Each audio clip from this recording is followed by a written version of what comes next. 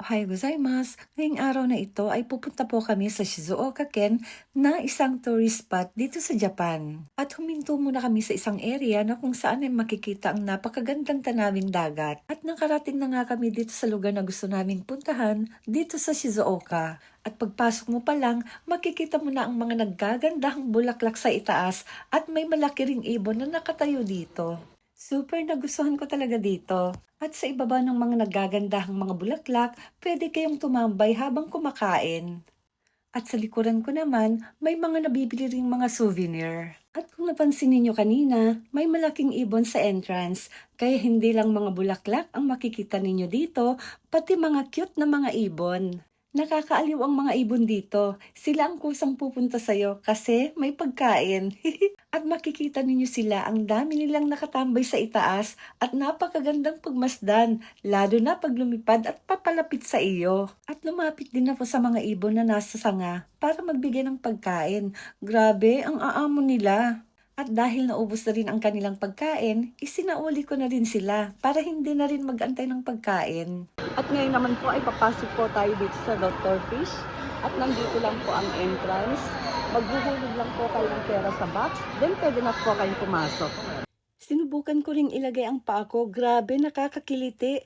Pag nilalagay ko ang paa ko, sumusugod talaga sila. Mukhang ang dami nilang nakuhang dumi sa paa ko. Kaya, nabusog sila. At may malaki ring fish pan dito sa aking likuran. Ayan, may maliliit pong mga isda dito. Nakikita po ba ninyo? At tingnan naman po ninyo, may mga dahon pa po ng mga saging dito.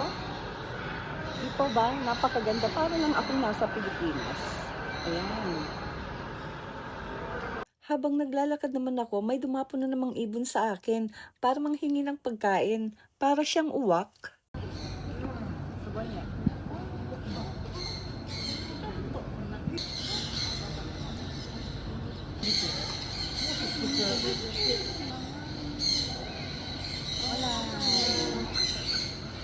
Tignan naman po ninyo, nandito ang mga prinsesa ng mga ibon. Ayan. Ayaw nang gumalaw. Hindi po ba? Napakahaba po ng kanyang buntot. Balahibo po ba yan?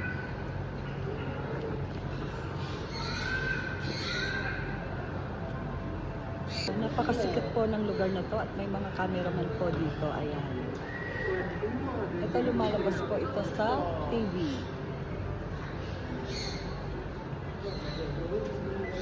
Ayan, may mga cameraman pa po dito.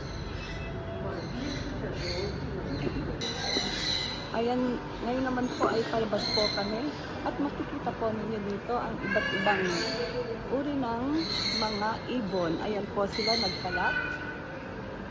Ayan, ang ganda po. Ayan po, ibang kulay din po ito, mga yan. At ang gaganda rin po ng mga bulaklak. Ayun, mga ibon na giliparan.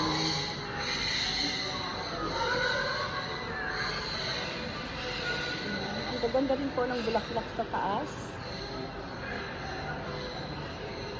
Hindi po ba? Napakaganda po rito. Kaya kung ako po sa inyo, puntahan na po ninyo ang lugar na ito. Ang gaganda rin po ng mga malalaking bulaklak. Ayan.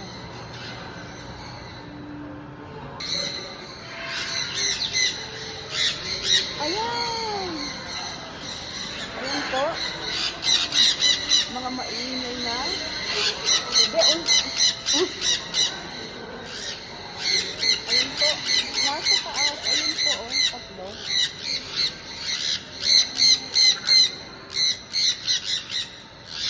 Napakaganda po ng lugar na to. Talagang happy po ako at nakapunta po ako sa lugar na ito. Ngayon ay palabas na po kami at doon po kami galing kanina.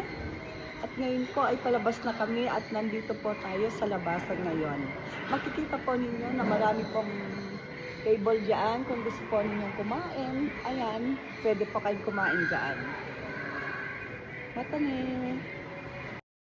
At bago umuwi, dumaan muna kami sa Unagiyasang para kumain.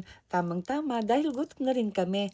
At lalo akong nagutom dahil favorite ko rin ang unagi. At yung napuntahan naming kainan ng unagi, balitang masarap daw dito. Kaya dito kami nagpunta. At hayan na nga at dumating ng order namin. At hayan, attack time na. Pagbukas ko pa lang, talagang takam na ako with matching Japanese soup. Itadakimasu! Kain na po ako. At attack time na sa favorite kong unagi. At tama nga, napakasarap dito sa mise na ito. At hayan, dahil sa sobrang sarap at favorite kong unagi, talagang naubos ko lahat. Sugoku onakai desu. Gotsusama deshita. At ngayon po ay pauwi na rin kami. Back to reality. Matanin!